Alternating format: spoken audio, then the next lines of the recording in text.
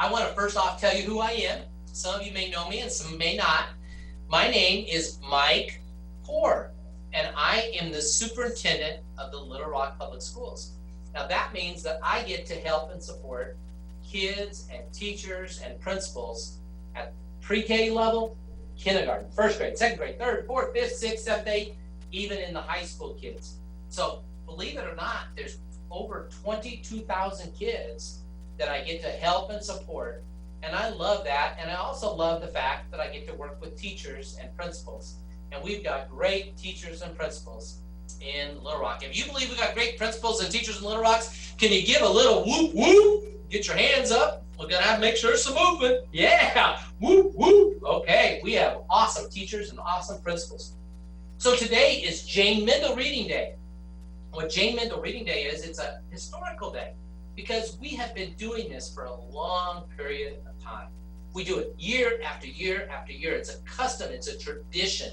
I love customs and traditions because it means that it's something that we can kind of count on every year.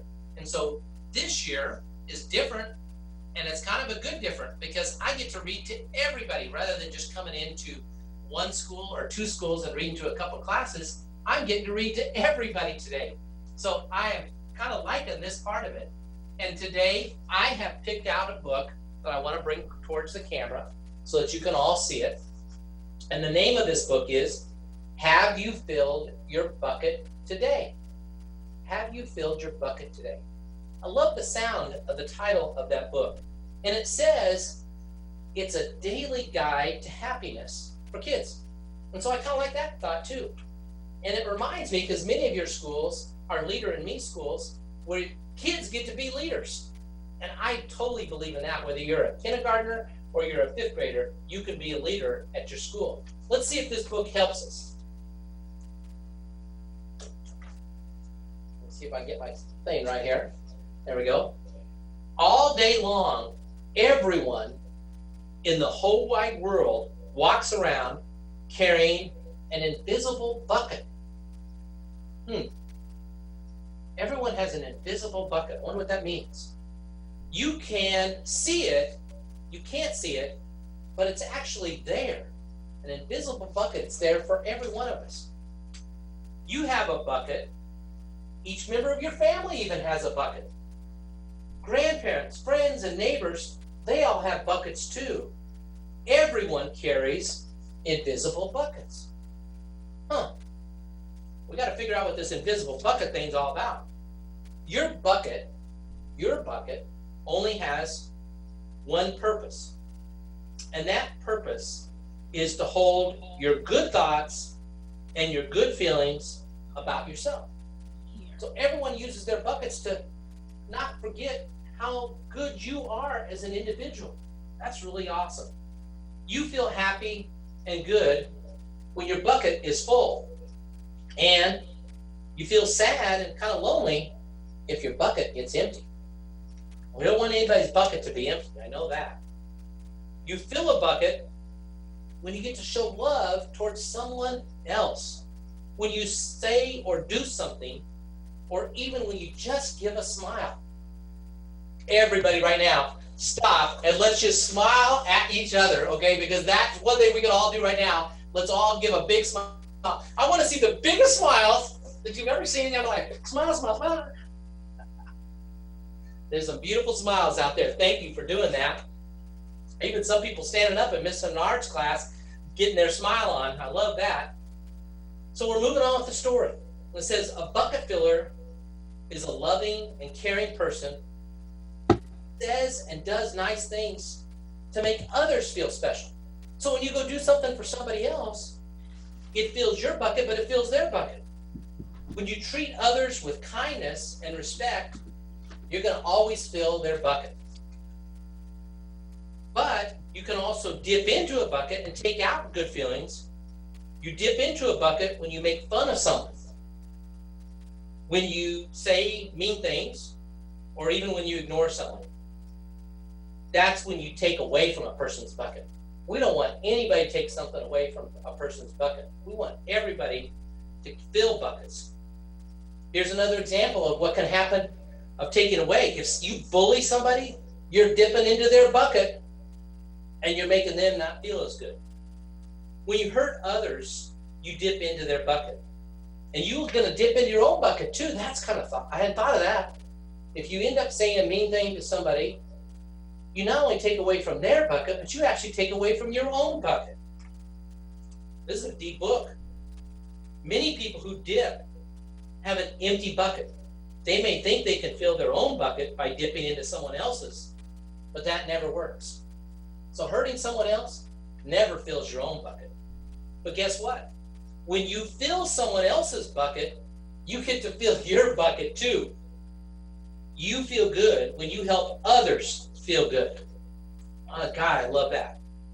All day long, we are either filling up or dipping into somebody else's bucket by what we say and what we do. Try to fill a bucket and see what happens. You love your mom and you love your dad. Why not tell them you love them? That's something we can all do today, is go home and just say, hey, Mom, Dad, I just want to tell you I love you. And if you do that, they're going to break out into a big smile. They go, what's that about? And you just say, I just love you. And you're going to feel good, and they will too. Your caring buckets are going to make them be very happy. Watch for smiles to light up their faces. You will feel like smiling too. A smile is a good clue that you filled someone's bucket.